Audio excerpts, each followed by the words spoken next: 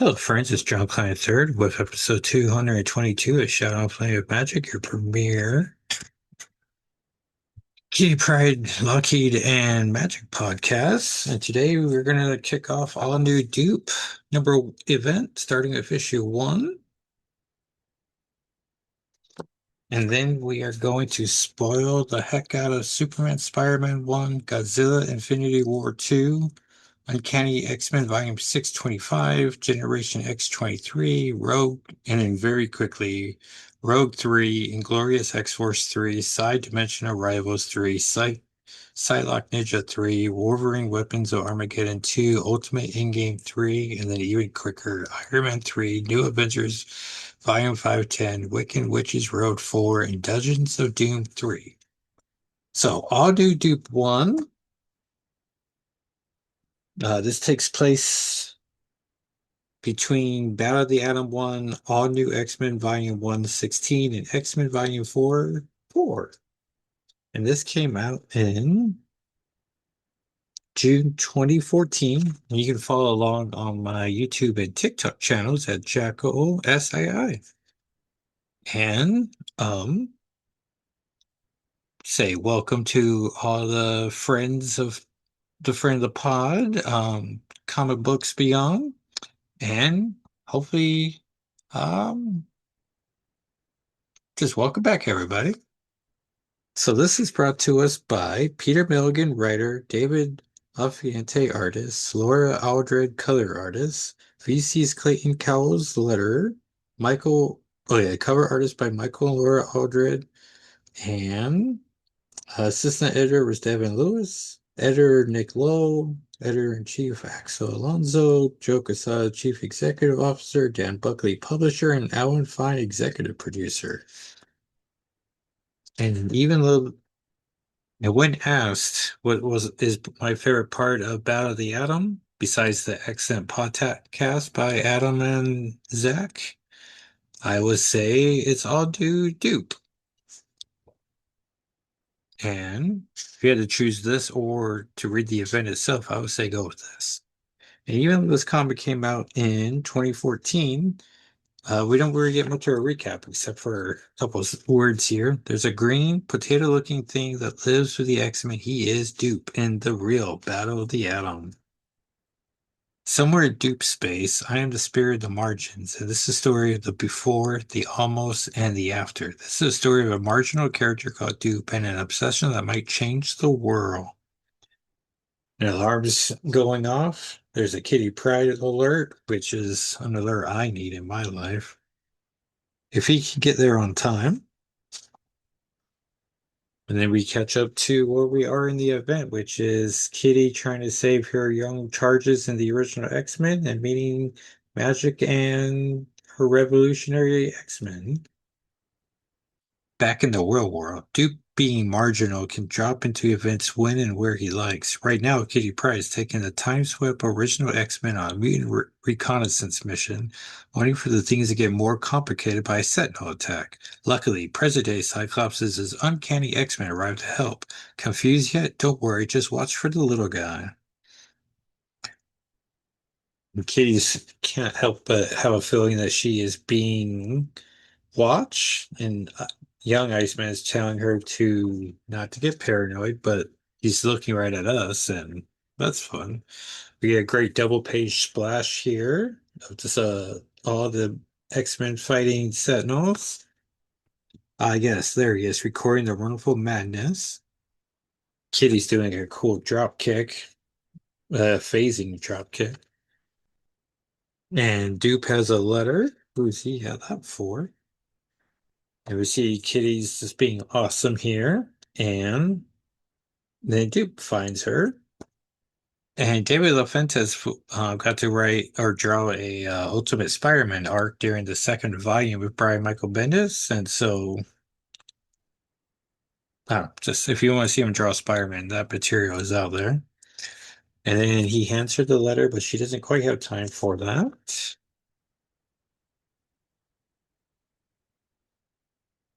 This is hard to turn up. And then we see one of the moments that caused the issue with the time traveling X-Men that young Cyclops gets blasted and or adult Cyclops has disappeared. So it's like, yeah, these guys can't go back in time. Like, come on now. Amazing Spider-Man 2 video game. That's how old this comic is. It's a whole Spider-Man ago. Through the marginal, Duke realizes he has a role to play in the story, greater than anyone might have guessed. And so then he grabs Triage to heal young Scott.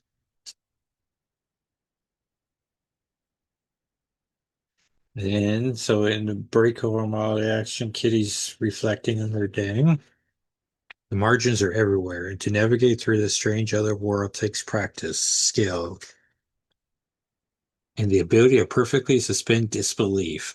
I know Dupe's not for everybody, and honestly, I love this miniseries, and I love Wolverine the X-Men Volume 117, and then I'm pretty good on Dupe. Actually, navigate is probably the wrong word. Sometimes moving through the margins is more like falling, falling again by and through and between the real world and time and space, the real story. Yes, it takes skill to travel through the margins, but sometimes it's worth it. And then so he skipped into part two of the story, I believe. Let's take a closer look at where we are in the story. X-Men from the future have arrived in the present and send the X-Men of the past back where they belong. Only time some of those present want the past to stay in the present. And some people say dupe space is absorbed. And then the Iceman. So this is when Kitty's dating adult Bobby and Teen Jean hasn't revealed Teen Bobby's preferences. So adult Bobby's upset that another dude's talking to Kitty.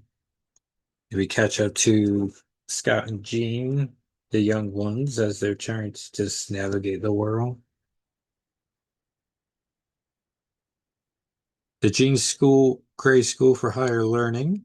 The dedicated marginista must develop strategies, back routes, corners, niches, safe places from which to view the real world unfold, the ability to slip away before the real story notices you.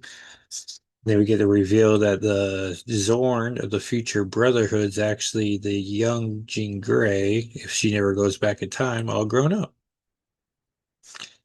That's a complicated sentence. Original Sin's the current big Marvel event at the time. Kitty Pryde and Magic's in issues 2 and 3 of that. Agent of S.H.I.E.L.D. must be on season 2 if Ward looks like this. And the practice patience to wait and wait for the real world to catch up. And I do like about Adam gave us some more Kitty and Rachel content as we haven't seen those two together in quite some time. Even on Krakoa, they're barely together. And so Duke wants her Kitty to read the letter. And so she finally takes the time to read it. And what? He wants to be Mr. Kitty Pryde. Like, I get it, Duke. Make your shot. And then Kitty trying to, oh yeah, then he has this proposal ring, engagement ring that is made out of rancid meat, which isn't quite her style, but she wears gloves all the time, so trying to break it easy to him, she says, "Hi, I mean, you don't even speak English. You don't even speak human. How would you ever communicate?"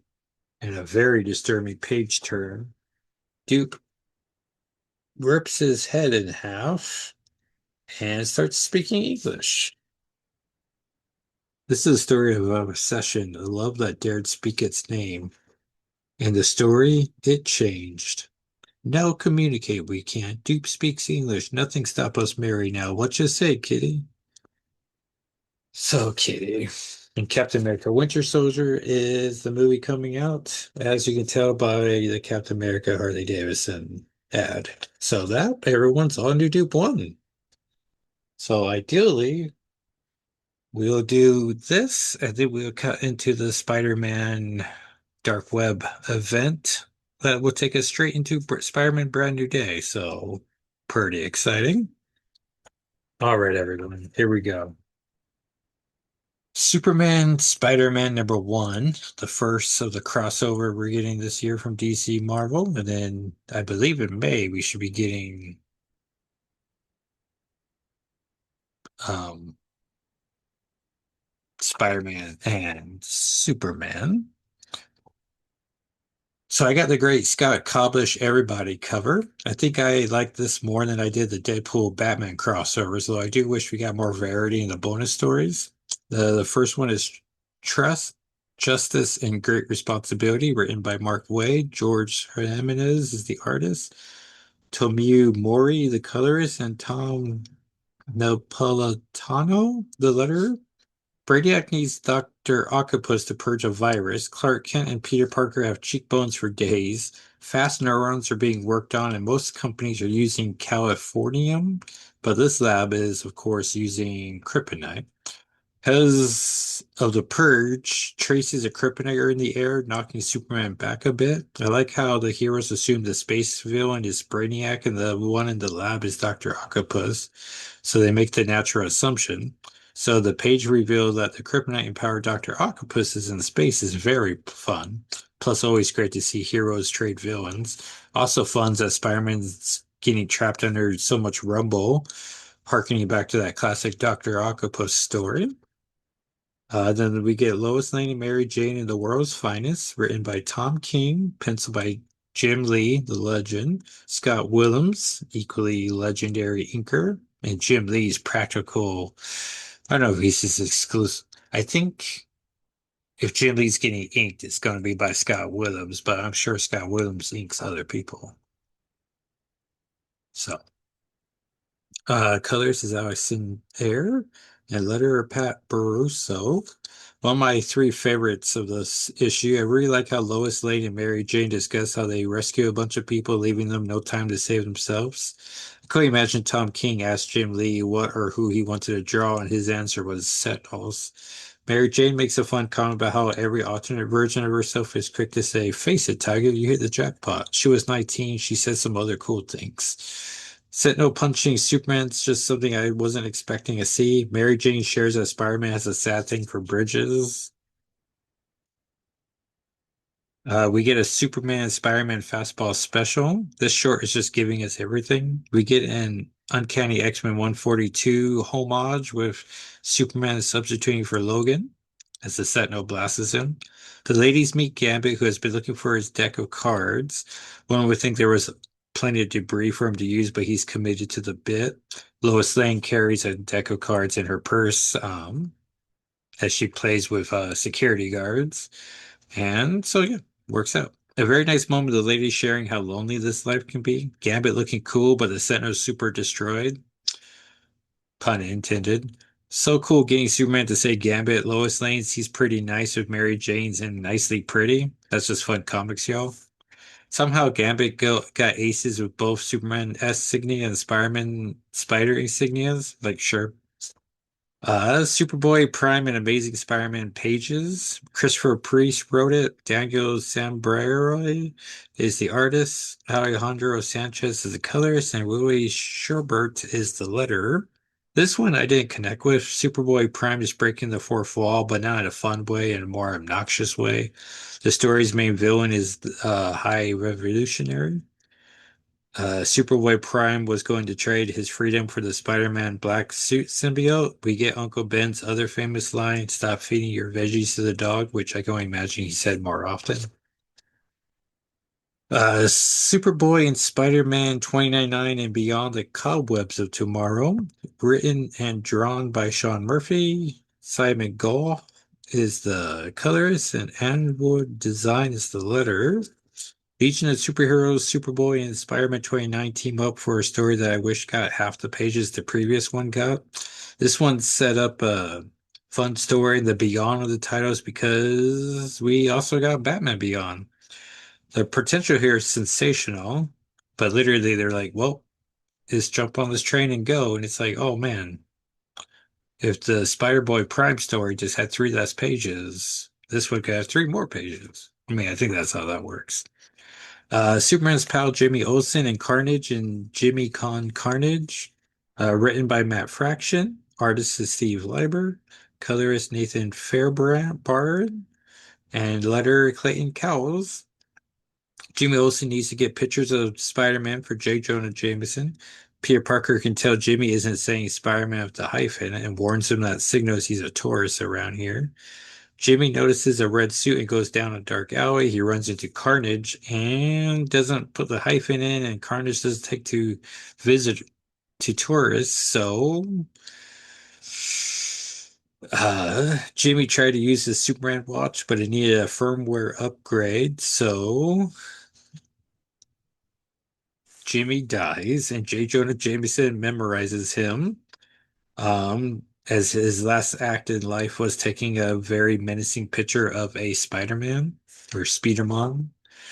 This was just perfectly paced. Like, what a great feature.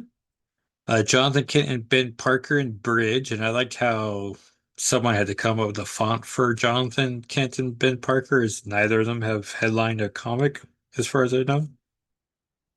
This was written by Jeff Lemire. Artist is Rafa Sandova. The colorist is Ulysses Aurora and letter Becca Carey. Apologies, I'm pronouncing these as best as I can. This was the perfect length for this story. Superman and Spider-Man are having a chat through narration boxes, as what we're seeing is Jonathan Kent and Ben Parker rescuing some kids during a flood. The heroes are not that different. Um, the Daily Planet and Daily Bugle and Bias, written by Jug Rucka. Nicola Scott is the artist. Colorist is Marcelo Maiolo. And letter Ariana Maurer. Lois Lane and J. Jonah Jameson are in the crosshairs with Jack Ryder, who I know from the Arkham games. Ryder is putting Jameson on the spot for his ridiculous take on Spider-Man. Jameson doesn't like Spider-Man's mask, and in the respectable heroes, we get the Fantastic Four, Wonder Woman, Captain America, who's wearing a mask, and Superman. I guess Cap gets a pass as everyone knows his secret identity name.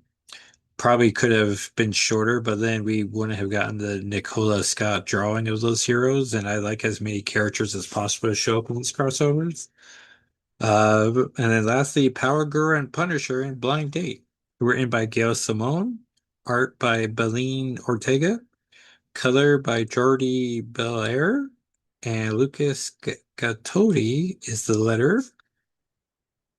Simone is wild for setting up Power Girl on a blind date with Paul Rabin. That's right, Mary Jane's infamous ex-boyfriend that everybody loves. Punisher is working protection for the Bar of No Name. It is raining. He doesn't have an umbrella, so Power Girl lends him her very pink and cute umbrella. The villains think Paul is Vandal Savage, who has a contract out on him. I'm not sure how Firefly, Ghost, Nicely Suited Man, Chameleon, Taskmaster, Pink-Haired Gal, and Catman in a very nice tuxedo were going to kill Vandal Savage, but sure. Story ends with Punisher and Power Girl off to spend some more of the night together. I really wish we got more of this type of fun features in this crossover. But yeah, we'll see what the next round of crossover or featurettes are next month. So from Gail Simone being the last story to writing a full issue, we have Uncanny X-Men Volume 6, number 25. Such a great anniversary issue. We get two stories, one of the Uncanny X-Men and one the backup with an outlier story. This is part 3 of 3 of the Where Monsters Dwell arc. Marcus St. Jr. is wrapping up his bedtime story. I love so much how Becca loves Ember. Her character story has a horse, and now she's very excited. Such a cool page of the Outliers as Western characters. Seriously, I would buy an ongoing adventure of the Outliers as Western characters. We finally get the name reveal of our mystery villain, Agatha Timley. So it was Agatha all along. It's very odd that we have two Agathas and two Lunas running around Marvel Universe right now, but also we have multiple Spiders, man. So these things happen. Marcus is very brave trying to hold off her with a shotgun.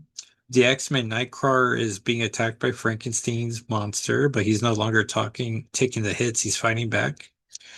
Morbius is trying to turn Jubilee, but she blasts his serum away. Gambit is fighting off the Amphibian until Saturang the dragon eats Amphibian. Gambit willfully gives back the left eye of Agamotto. We're getting close to a year's worth of time since the first issue. Comics are very complicated when it comes to time passing. Rogue fights off Wolverine.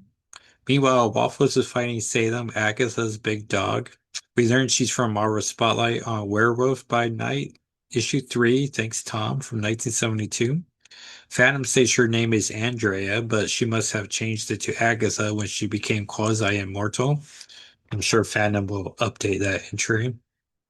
I have missed actual Ember so much. I also really love that Becca has hopefully made peace with the fact that she isn't a monster. She's a mutant and proud and a hero. Cal Calicchio and Ember attack Agatha. I like Jitter has incorporated calling out her attack move from her Age of Revelation self. I'm not sure if she was given those memories. Such an awesome callback to their Western counterparts from mere pages ago. Um, I thought we had lost a few pages, but we're showing the next page how we got everyone back to Haven's house. Apparently, Agatha had mesmerized everybody. Logan's healing factor cured him, and the monsters are back to their proper characterizations. Issue ends with Gambit keeping the left eye of Agamotto for some reason. So then the backup story was called A Dwell 2 in the Human Heart. Nice title holdover from the main story. Willow is missing, and the police department was hoping the X-Men would help. They are unfortunately in either Alaska or Latveria or who knows where. The Outliers are here and they'll help. Jitter uses the skills of a French detective to become a human lie detector. Um, which I'm pretty sure is a reference to those Glass Onions detectives, but I don't know. Jordy Duke's cousin has Willow. The two of them have been killing young ladies for years now. Death Dream scares the rest of the information out of Jordy. Calicchio, Amber, and Ransom immediately take off to the rescue. I love cow litter so much. Them referring to each other's girlfriends is such a delight. They arrive at the cousin's trailer and see they have been burying their victims under slabs of concrete. Poor Becca, she's not ready for this true horrors of this world. Ransom goes full hero mode and takes out the cousin and saves Willow. Even Ember seems glad. This struck me when Becca says this. Is he not usually a glad horse-shaped spirit boy? I don't like the idea that he's usually down. I must prefer a mood neutral horse if he's going to be anything. Like, poor guy.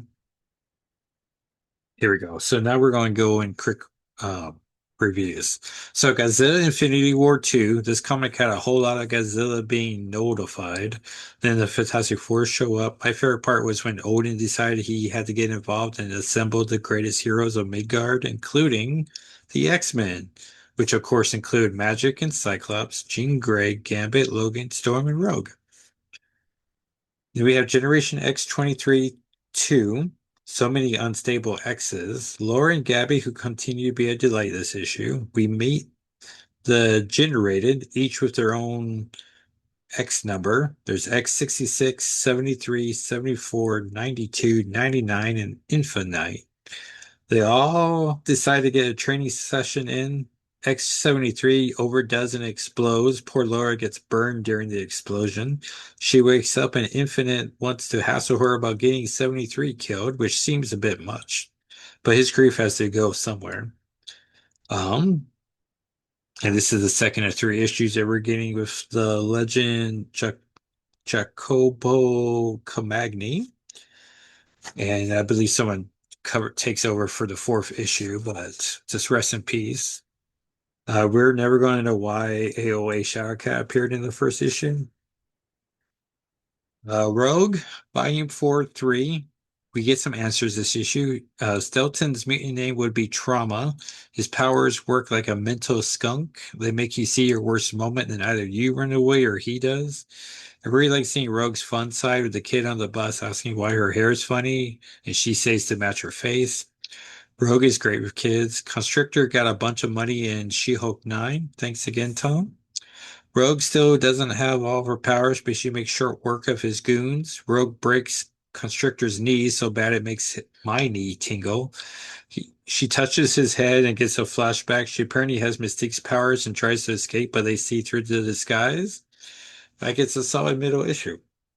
Um, Inglorious X-Force 3. I really like this issue focusing on Boom Boom, so this issue maintains this fun and light element. Get references to her Next Wave days. I'm always a sucker for a costume gallery moment. We see Maxime Danger, so that's fun to see the new character already being used by other writers. That's how you make a character matter. We see the Boom Boom and Akihiro are hooking up. She doesn't seem happy with herself the next morning. She's also not happy to see Domino has maybe shot Cable, but Domino assures us that it's not what it looks like. I do like how we got to see the score ahead of time, signaling we were going to see Domino real soon. And we get some quick reviews. So, Side Dimensional Rivals 3, I really like the art styles in this issue by Peach Momoko, Alina Casagrande, Bengal, and Mike Del Mondo. Psylocke Ninja 3, I've been overly cold on this series, but teaming up Betsy and Cannon's Body with Jubilee and Manaport, this I can fully support. Such a fun issue, and it takes a full issue for Elektra to find Psylocke. So next issue, Elektra versus Psylocke 2, Electric Boogaloo. Wolverine Weapons of Armageddon 2, a bunch of plot happens with a discount Captain America, Logan, and that lady as Duke keeps getting closer to where they're at. Ultimate Endgame 3, Magic was on the main cover and a variant cover, but only seen in the credits page again. I do like that Ultimate Wolverine showed up for a panel clawing some goon. Ultimate X-Men have arrived at the city, so it was nice to see that they were still searching for armor. Hopefully she isn't in the city. And Iron Man Volume 7-3, I really like the romance this issue. Carnero, Woodward make every page pop. It was a nice delight once Pepper Potts interrupted Tony's date with Luna Lucia, who have met before. And New Avengers Volume 510, even Avenger books, new as it is, isn't immune to the only 10 issues run philosophy. I had no idea this was the last issue. Wolverine was great here, as she always is. Natasha turns out was more in control than we thought, which of course she was. Wiccan Witches Road 4, a bunch of plot here, but then Storm and Wanda show up and Wanda gets a hug from Wiccan. That was nice. Dungeons of Doom 3, a bunch of plot here with Red Hulk and Laverians. Then the Hell Hunters arrive at the end. They will be appearing next in Inferno Hulk, so that's pretty cool. The next week's comics, we have X-Men Volume 728, Deadpool April's Pools Day 1. I think the main features are in by Gail Simone. Logan Black, White, and Blood 4. Marvel Rivals Duel of Kings 1. See if Magic's in that. Captain Marvel Dark Pass, which I can only assume Rogue will be in. And Stephanie Phillips Daredevil 1. So yeah, pretty nice. Oh yeah, I saw the first episode of Daredevil Born Again, season 2, episode 1, and pretty great start. Like it seems like the season should be terrific if it just matches it. And the top 10 X comics of the year so far: number 1, X-Men United 1, Magic and Colossus 2, Moonstar 1, Avengers Volume 934 with Kitty Pryde. Coming at 5, Generation X 23, Sorcerer Supreme 3, Wolverine Volume 8, 17, X-Men Volume 727, Uncanny X-Men Volume 625 making the list, and rounding up the list at number 10, Cyclops Volume 4 2. So thank you everyone for listening or watching if you're one of our YouTube friends. You can follow me on all the socials at SNFW. Nope.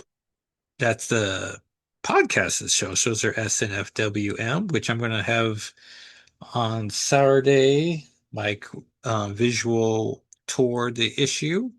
And then on Sunday, it will just be the clips, the panels from the comic. And then you can follow me on socials at Jacko SII. And once again, we did, speaking of crossovers with Superman and Spider-Man, it'd be like a podcast crossover at half the price or at zero price. Comic Books Beyond. I was a guest, he was a guest, Adam was a guest on the previous episode, and so that quite proud of the team up there and check those out. All right, everyone. Next week we will do all new Doop 2, those comics, and possibly more. All right, everyone. Until next time. Elsta. No, wait, that's Turtle Soups. Uh, a sign off. That's something cool. I don't know why I thought I was gonna do it on the spot there, but something about like shadows and flame with magic. Well, that's just saying the title. I gotta come up with something. All right, everyone. Thanks again for listening and for watching. Until next time. Bye.